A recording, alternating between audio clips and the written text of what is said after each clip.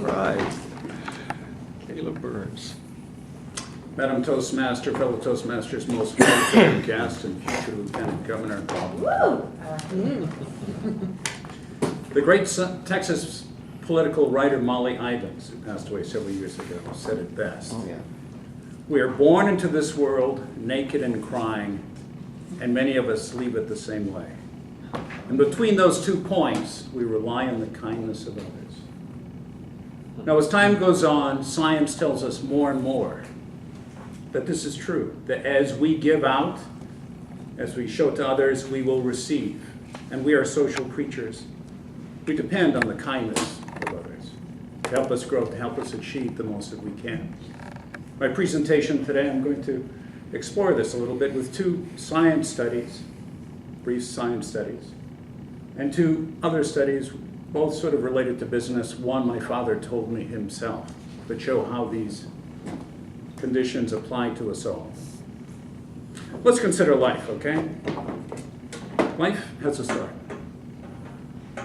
Now, mine almost ended pretty short here. At 3 years of age, I drowned. Oh, yeah. I woke up on a picnic table. Our maid's daughter was pumping water out of me. So I made it a little bit further than just the first bit. But it goes on until it stops. This thing called life. Bob, I'm sure you're familiar with all that drama that goes on at the hospital. But let me go on. The first study that I want to talk about is something that is described by Brian Wamsink in his book, Mindless Eating. And he asked, why do we eat certain things, why not? What are the conditions under which we eat? In one study, they were looking at a daycare facility. Some of the youngsters there liked their vegetables, and some of the kids there didn't like their vegetables. Researchers couldn't see what the difference was. How come some youngsters liked it so much, some youngsters didn't? They looked at video cameras, pictures of these caretakers. They could see no difference. But they looked a little bit closer. And what they found for the kids that hated vegetables was that their caretakers, when they gave them a little plate of vegetables, they would have a momentary look of disgust on their face. Fleeting look of disgust on their face. That almost impossible to see if you're not looking for it. And the other caretakers did not have that. They had a smile on their face. So these youngsters, these infants picked up on it. Important. Something we would miss, but discussed on the face. Another study that I like is that of Dan Ariely, behavior economist. And Dan Ariely focuses on, among other things, honesty and motivation and what makes us tick. In this study, he had his researchers interview cafe clientele and pay them for the computational work that is a page of simple arithmetic problems.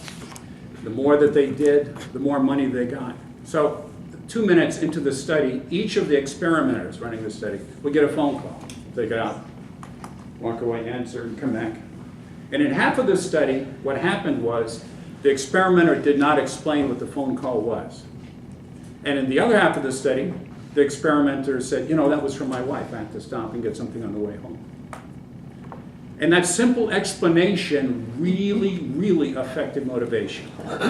And that is that those that simply telling the person what the phone call was about led them to finish many more math problems and have a better sense of what was going on. But it really just the simple act, and who would think of that? Who would think of that?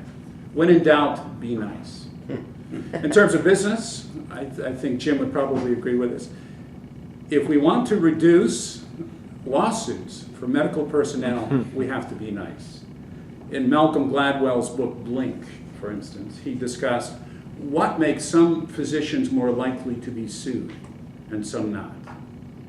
And it turns out that it doesn't necessarily go to your technical expertise, your performance. What it goes to is spending more time, having more patience, showing a little bit more kindness to the clients.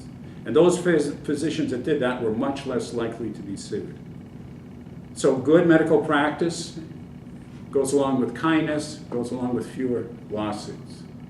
My father worked for a company called American Factors in Honolulu. One of his projects that he observed, oversaw, was at Harvey House Hotels.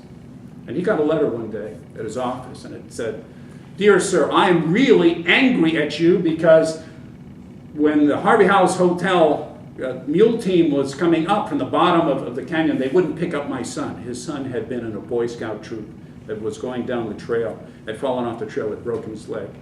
Scoutmaster had a lot of other kids, and he said, you know, you just wait right here. The mule team is coming up. They'll take you out. But the mule team didn't know what to do. The guy said, you know, you wait right here. The emergency personnel will be right here to pick you up. So he went up to the top of the hill, and indeed the EMTs came down. But this father was just distraught that his son would be left on the side of the road, the trail, without getting help. And Dad said, you know, I was thinking of writing the letter saying something like, you must appreciate in this very litigious society that, you know, we have our responsibilities and connect. He said, oh, that's crazy. So he picked up the phone call and he says, you know, if that was my son, I'd have been mad as hell too. This will not happen again. AmFac wasn't sued, but that wasn't why my father did it. It was just to express an honest appreciation of the person's sense of things and kindness. Once again, kindness. Like breeds like. If we want to be treated kindly, we should treat others kindly. And that's what we teach our kids, that's what we teach others, and that's the way life is.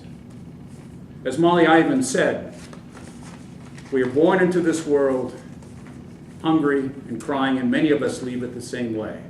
And between these 2 points, from beginning to end,